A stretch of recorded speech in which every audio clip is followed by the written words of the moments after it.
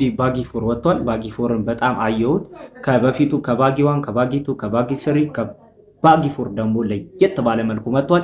ይህ ፊልም ጸድዬ ፊልም ነው። እናንተ እንድታዩት ደግሞ አሪፍ የሆነ ታሪኩን ትንሽ የተወሰነ ታሪኩን ይዤላችሁ መጥቻለሁ። እናንተ እንድትጋበዙልኝ ፊልሙን አይታችሁ ደግሞ ኮመንት እንድታደርጉልኝ እፈልጋለሁ። ወደ ታሪኩ ነው። ፊልሙ ሲጀምር ሮኒ ከፍተኛ የሆነ የባቡር አደጋ ይደርስበታል ማለት ነው።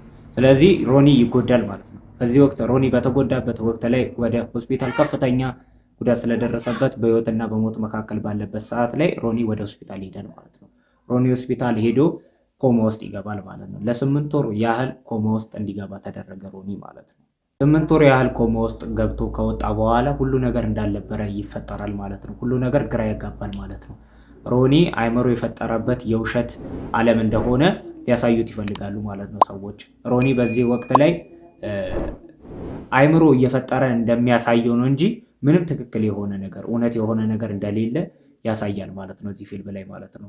ሮኒ በአንድ ወቅት ላይ እሱ ተደባድቦ እንደሆነ ነው የሚያሳየው፣ ግን ሮኒ እንዳልተደባደበ አንድ በሲሲቲቪ ካሜራ የተቀረጸ ምስልን ያሳዩታል ማለት ነው። ሮኒ ለብቻውን እየተደባደበ እንደሆነ እዛ ላይ ያሳዩታል ማለት ነው። ስለዚህ አይምሮ የፈጠረብህ ነገር ነው እያሉት ይነግሩታል። ወንድሙም ይነግረዋል።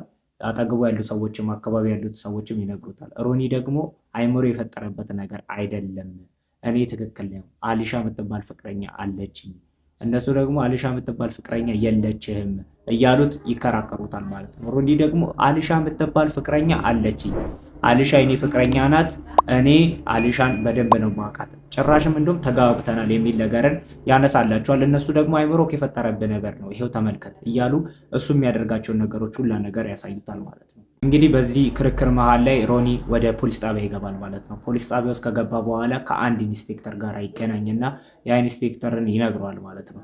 ከዛ በዛ በነገረበት ወቅት ላይ ና እስኪ ያሳየኝ ብሎ ይዞት ሄደን ማለት ነው። ና ላሳየ፣ እንደውም መቃብሩን ና ላሳየ ብሎ ይዞት በሄደበት ወቅት ላይ የማይታመን ነገር ይከሰታል። ሮኒ የሚሄድበት መቃብር ላይ የሌላ ሰው ፎቶ ነው፣ የአሊሻ ፎቶ የለም በዛ መቃብር ላይ። በዚህም ጊዜ ሮኒ ይደነግጣል።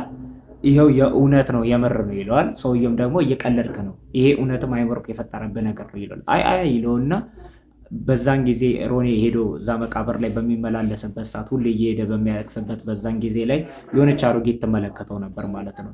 ስለዚህ እሷ ሴትዮ እውነት እንደሆነ እንድትነግራቸው እንድታስረዳቸው ስለፈለገ እሷን ሴትዮ ይዟት መጥቶ ሊያሳያት ሲሞክር ውሸት እንደሆነ እኔ አይቼውም አላቅም፣ ምንም ነገር የለም እዚህ የሚመጣበት እኔ አይቼው አላቅም ትላለች። በዚህም ጊዜ ሮኒ ይናደድና ሴትዮዋን ያንቃታል።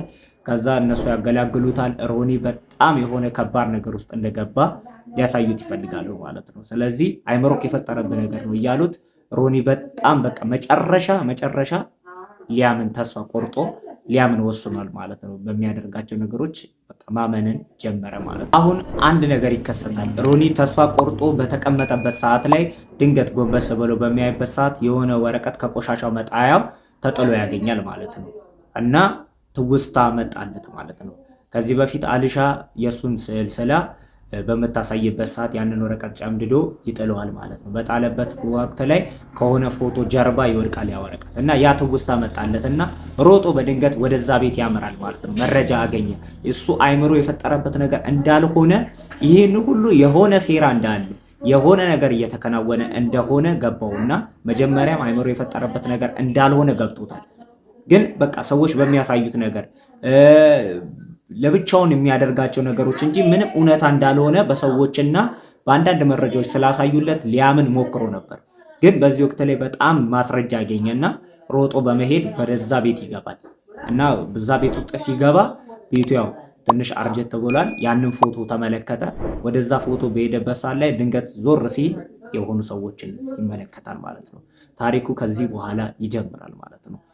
እሱ ላይ እያሴሩ የነበሩትን ሰዎች ለምን እያሴሩበት እንደነበረ፣ ለምንድን ነው እውነቱን ሊነግሩት ያልፈለጉ፣ ለምንድን ነው ውሸቱን እየነገሩት ያሉት፣ ለምንድን ነው አደጋው የደረሰበት፣ ይሄ ሁሉ ሴራ እንደሆነ ያሳያል ማለት ነው ከዚህ በኋላ ያለው ፓርት ማለት ነው። ስለዚህ እናንተ ፊልሙን እንድታዩት ባጊ ፎርን ልጋብዛችሁ ነው። ሙሉ ከነገርኳችሁ እናንተ የምትጓጉት ነገር ስለሌለ ማለት ነው። ስለዚህ ይህንን ፊልም እናንተ እዩት፣ ጋብዣችኋለሁ። ምርጥዬ ፊልም ነው፣ ተጋበዙልኝ። እወዳችኋለሁ። ቻናሉን ሰብስክራይብ ማድረግ እንዳይረሳ። ይመቻችሁ። በቀጣይ አሪፍ አሪፍ ቪዲዮዎችን አሪፍ አሪፍ ፊልሞችን ይዤላችሁ ስለምመጣ ይመቻል።